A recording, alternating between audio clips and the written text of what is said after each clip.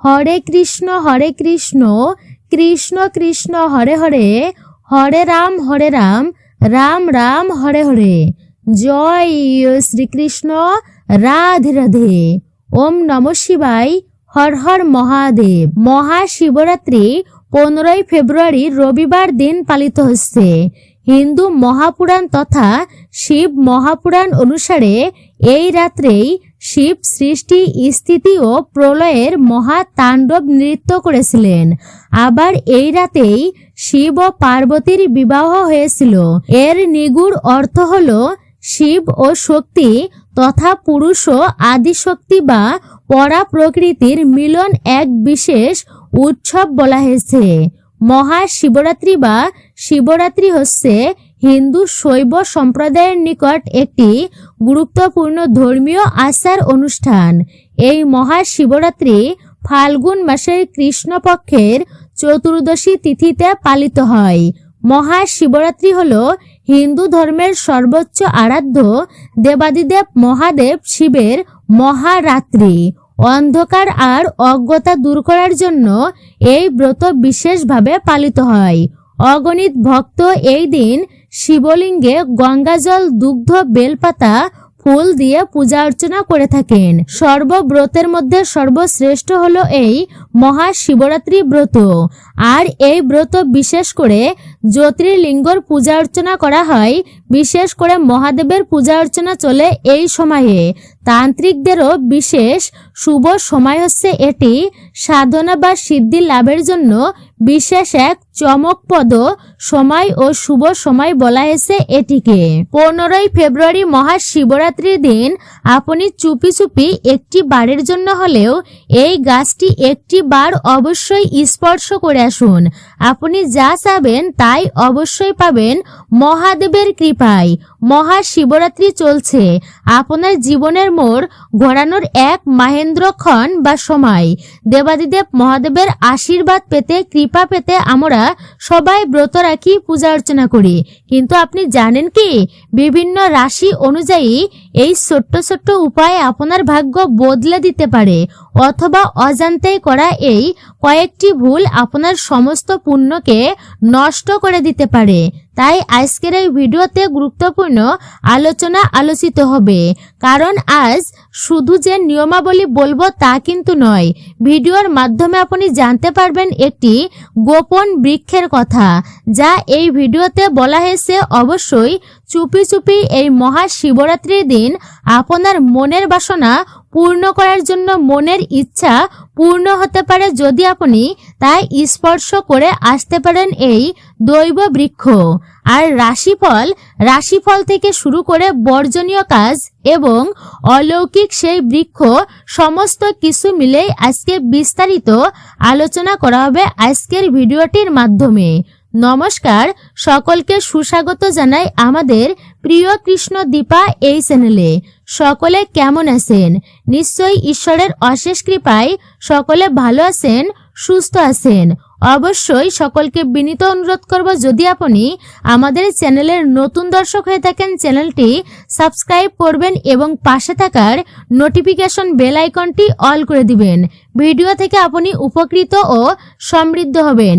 ভিডিওতে একটি লাইক করবেন এবং ভক্তি মনে অবশ্যই হর হর মহাদেব লিখতে একদমই ভুলবেন না। ভিডিওটি একদমই স্কিপ করে নয়, আপনারা সম্পূর্ণই শ্রবণ করুন, নয়তো মূল্যবান বিষয়গুলি বাদ পড়ে যেতে পারে।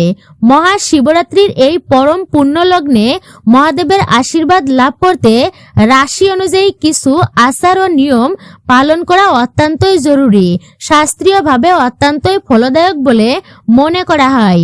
আপনি যেহেতু এই বিষয়টি আরো বিস্তারিতভাবে জানতে পারবেন, এই ভিডিওটির মাধ্যমে 12টি রাশির জন্য বিশেষ কাজগুলো তা অত্যন্ত গভীরভাবে আলোচনা করা হবে। মনে রাখবেন, ভক্তি আর শুদ্ধ চিত্তই হচ্ছে পূজার মূল ভিত্তি। মহাশিবরাত্রির দিন আপনার রাশি অনুযায়ী করণীয় কিছু কাজ। মেষ রাশি, তো মেষ রাশির ব্যক্তির অধিপতি হচ্ছে মঙ্গল।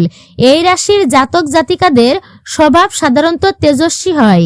শিবরাত্রির দিন আপনাদের প্রধান কাজ হচ্ছে শিবলিঙ্গে কাঁচা দুগ্ধ, সামান্য গুড় বা লাল চন্দন মিশিয়ে অভিষেক করা। লাল রঙের ফুল মহাদেবকে অর্পণ করুন। এটি আপনার মনের অস্থিরতা কমাবে এবং কর্মক্ষেত্রে আসা বড় বাধাগুলো দূর করতে সাহায্য করবে। ওম নমঃ শিবায় জপ করা এর পাশাপাশি এই দিন হনুমান চালিসা পাঠ করা আপনার জন্য বিশেষ ফলদায়ক। এবার জানবেন বৃষ রাশি সম্পর্কে। বৃষ রাশির অধিপতি হচ্ছে শুক্র। পার্থিব সুখ এবং স্থায়িত্ব আপনার কাম্য। এই বিশেষ দিনে আপনার উচিত শিবলিঙ্গে দই এবং চিনি মিশিয়ে অভিষেক করা। সাদা চন্দন ও সাদা ফুল দিয়ে মহাদেবের পূজা অর্চনা করুন আপনি। এতে আপনার শুক্র গ্রহ বলিষ্ঠ হবে, ফলে দাম্পত্য জীবনের সুখ বজায় থাকবে এবং আর্থিক সংকটের অবসান ঘটবে। পূজার শেষে বিল্লপত্রের বোটা ছিঁড়ে তা মহাদেবের চরণে নিবেদন করুন। এর পরবর্তী হচ্ছে মিথুন রাশি। মিথুন রাশির অধিপতি হচ্ছে বুধ। বুদ্ধিজীবী হিসাবে আপনাদের উন্নতির জন্য আখের রস দিয়ে মহাদেবের অভিষেক করা সবচেয়ে উত্তম। এছাড়া বেলপাতার উপর চন্দন দিয়ে রাম অথবা ওম লিখে শিবলিঙ্গে অর্পণ করুন। এটি আপনার বাকপটুতা বৃদ্ধি করবে এবং জ্ঞান বৃদ্ধি করবে। এটি কেবলমাত্র কর্মক্ষেত্রেই নয়, কোনো জটিল সিদ্ধান্ত নিতে সাহায্য করবে। এই দিন সবুজ রঙের কোনো ফল মহাদেবকে ভোগ হিসাবে অবশ্যই আপনি অর্পণ করবেন। এর পরবর্তী হচ্ছে কর্কট রাশি। কর্কট রাশির অধিপতি হচ্ছে চন্দ্র।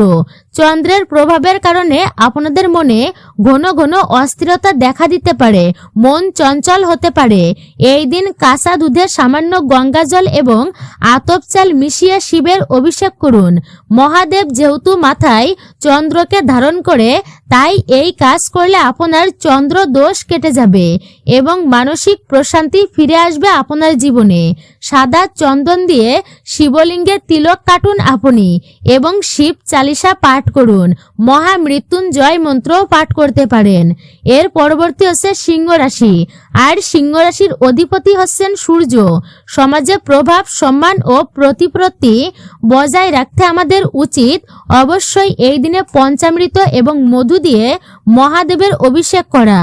লাল চন্দনের প্রলেপ শিবলিঙ্গে লাগান এবং লাল রঙের ফুল নিবেদন করুন। এটি আপনার আত্মবিশ্বাস বৃদ্ধি করবে এবং সরকারি বা প্রশাসনিক কাজে সফলতা এনে দেবে।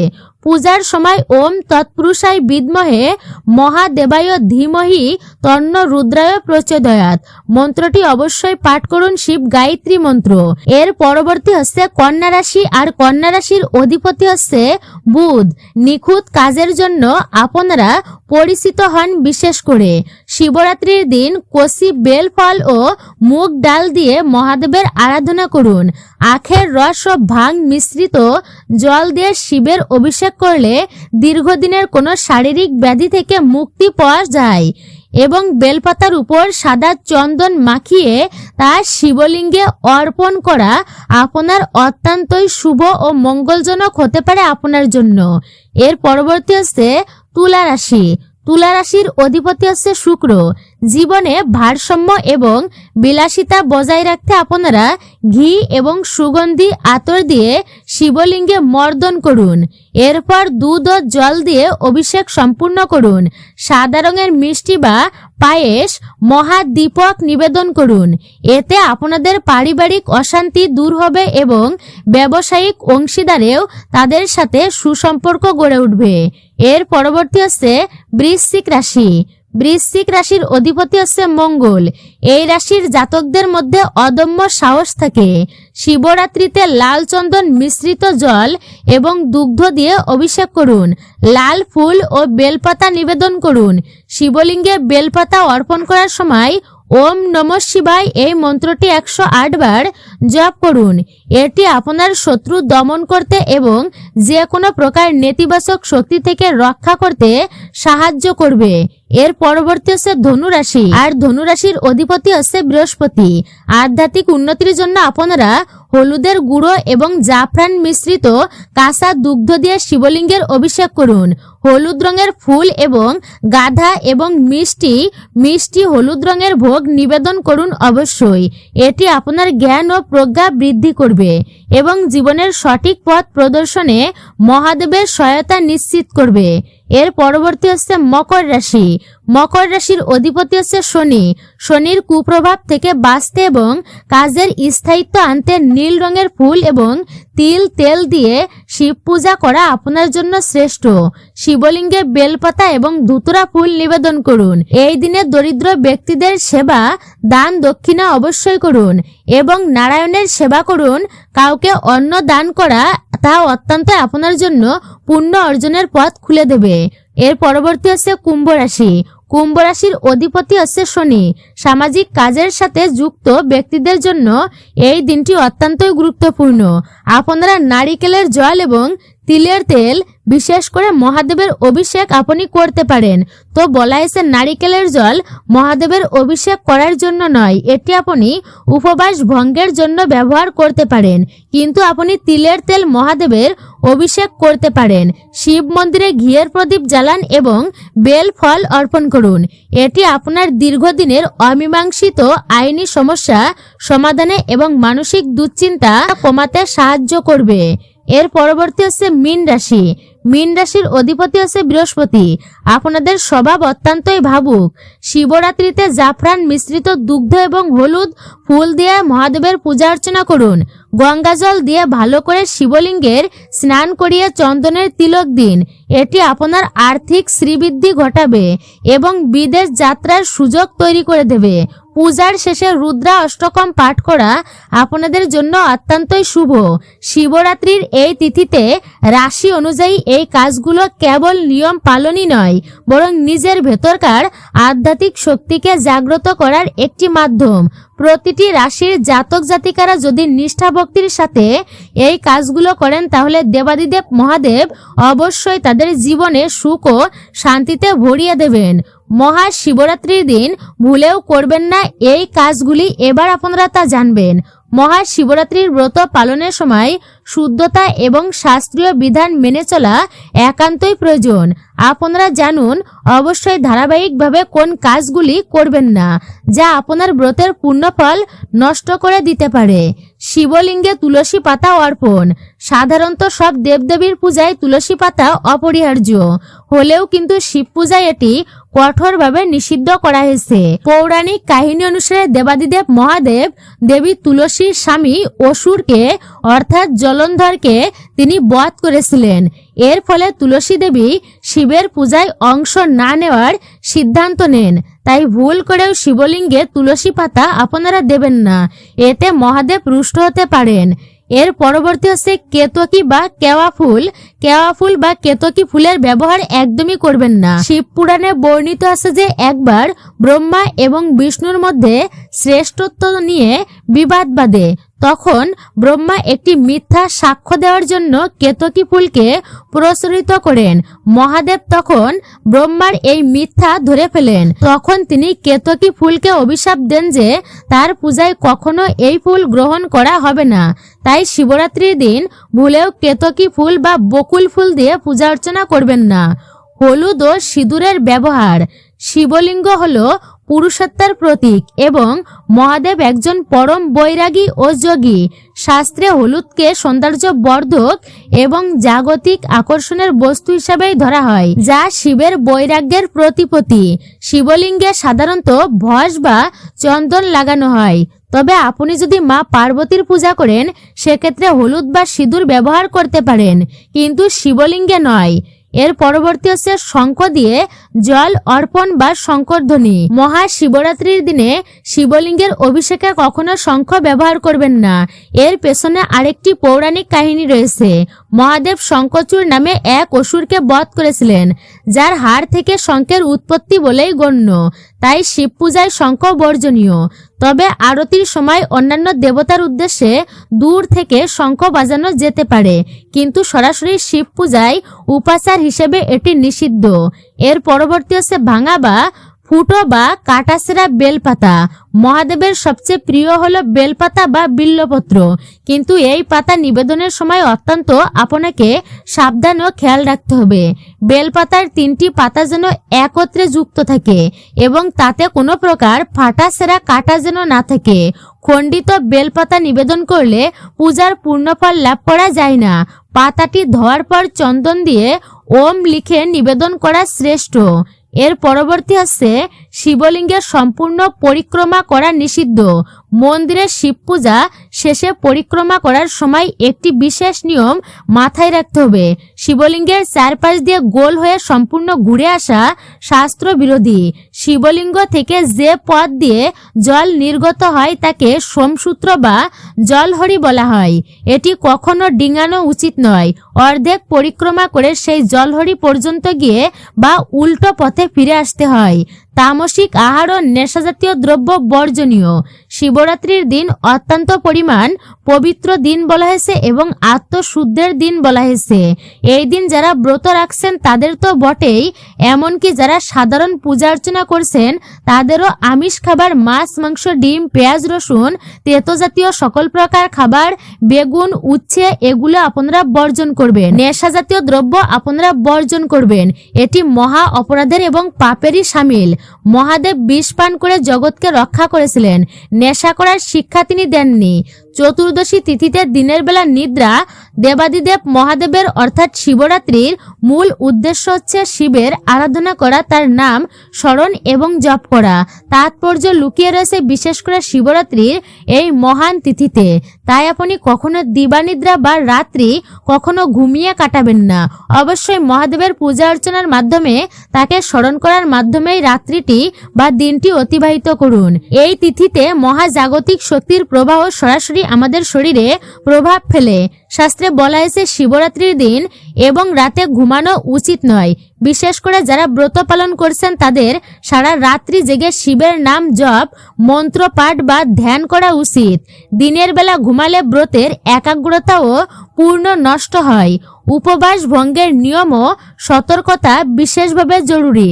শিবরাত্রির ব্রত পালনের পর পরের দিন সকালে স্নান সেরে নির্দিষ্ট সময়ে উপবাস ভঙ্গ করতে হয়।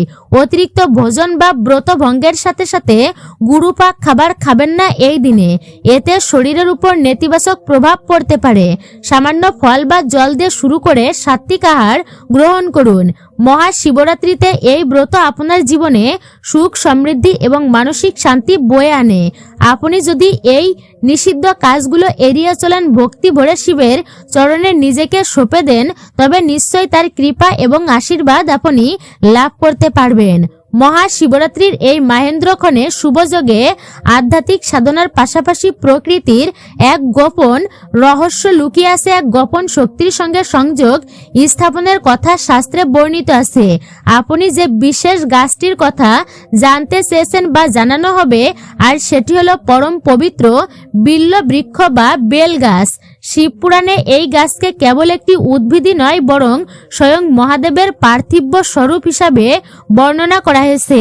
মহাশিবরাত্রির দিন কেন এই গাছটি চুপি চুপি ছুঁয়ে আসা জরুরি এবং এর পেছনে কি আধ্যাত্মিক রহস্য লুকিয়ে আছে, অবশ্যই আপনারা তা বিস্তারিতভাবেই এইবার জেনে নিন। বিল্ল বৃক্ষের মাহাত্ম্য ও শিবরাত্রির সংযোগ বিশেষ। পৌরাণিক কাহিনী অনুসারে মা পার্বতীর ঘাম থেকে বেল গাছের উৎপত্তি হয়েছিল। এই গাছের পাতায় মা লক্ষ্মী বাস করেন এবং এর মূলে স্বয়ং মহাদেব অবস্থান করেন। মহাশিবরাত্রির দিন এই বৃক্ষের চারধারে অর্থাৎ চারপাশে এক ধরনের অলৌকিক মহাজাগতিক বলয় তৈরি হয়। বলা হয় এই বিশেষ রাতে যদি কেউ ভক্তি ভরে বেলগাছ স্পর্শ করে নিজের মনের কথা জানায়, তবে তা সরাসরি কৈলাসে মহাদেবের কানে পৌঁছায়, মহাদেবের কাছে পৌঁছায়। কেন চুপি চুপি আপনি শুয়ে আসবেন? আধ্যাত্মিক সাধনায় গোপনীয়তা বা নিবৃত্তি সাধনার একটি বিশেষ গুরুত্ব রয়েছে। মহাশিবরাত্রির সন্ধ্যায় বা শেষ প্রহরের পূজায় যখন চারপাশ নিস্তব্ধ থাকে, তখন বেলগাছের নিচেই ইতিবাচক শক্তির কম্পন সবচেয়ে বেশি থাকে।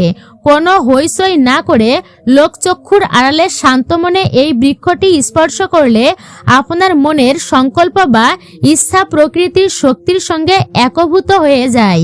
বেলগাছ স্পর্শ করার সঠিক নিয়ম আর পদ্ধতি এবার আপনারা জানবেন। পবিত্রতা অবশ্যই রক্ষা করবেন এবং এই কাজটির জন্য মহাশিবরাত্রির দিন সন্ধ্যায় আপনি স্নান সেরে পরিষ্কার ও শুদ্ধ বস্ত্র পরিধান করুন। যদি সম্ভব হয় সাদা বা হালকা রঙের পোশাক পরুন। সঠিক সময় নির্বাচন করা অত্যন্তই জরুরি।